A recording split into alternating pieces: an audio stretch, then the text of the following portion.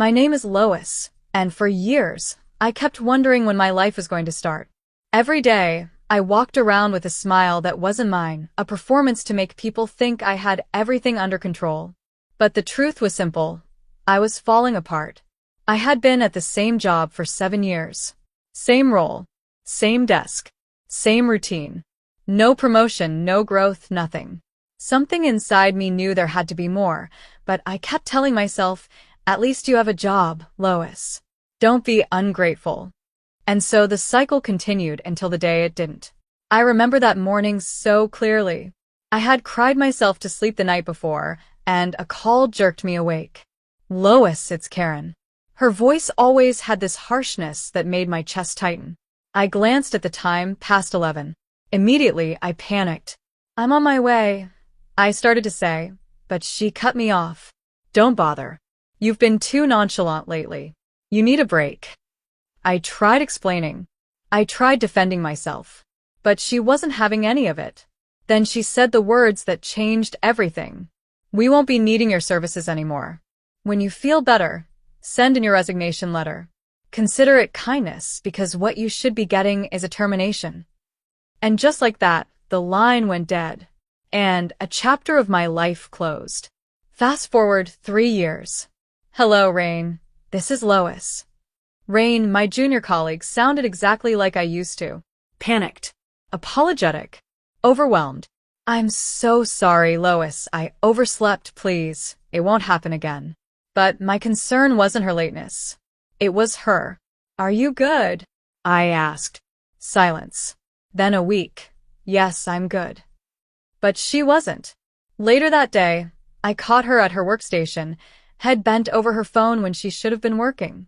Rain, I said gently, you were supposed to be handling the Latana ad campaign. She muttered her usual sorry, Lois, but sorry wasn't the issue. It was the pattern. I never wanted to be what Karen was to me, but I needed her to understand consequences. So when she suddenly dropped to her knees, crying and begging me not to fire her, it broke my heart. Get up, I told her. Who said anything about firing you? Just take your job seriously. You need it.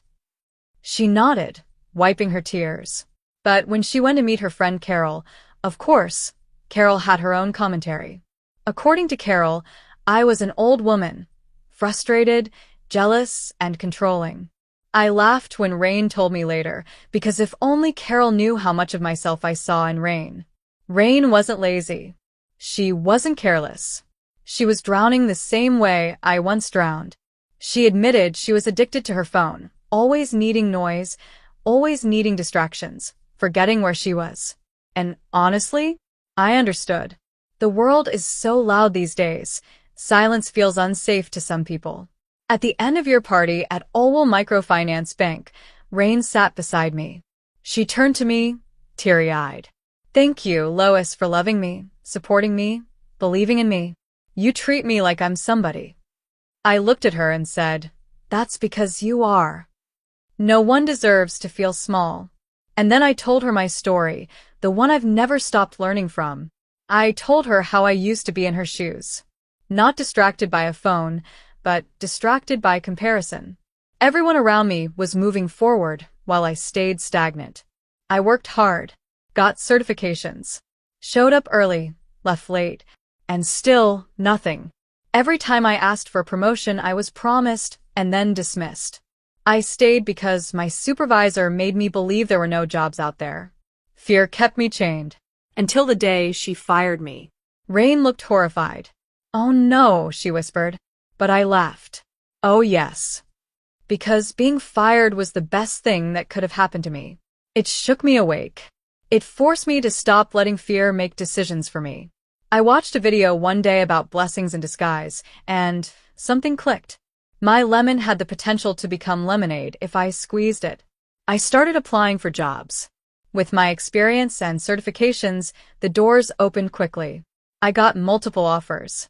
And when they asked for references, I didn't use my old supervisor, God forbid. I used 2 colleagues and a kind supervisor from another department. And that's how I landed my dream job.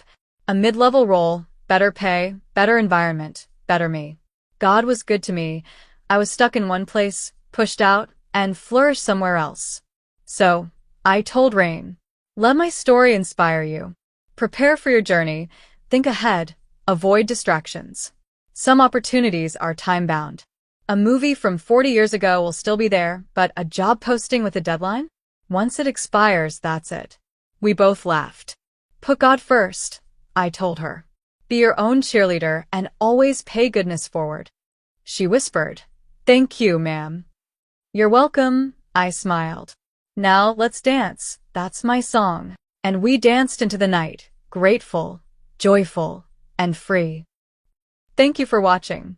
Please don't forget to like, comment, share to your friends and loved ones to encourage them, and subscribe to Wholesome TV. Thank you.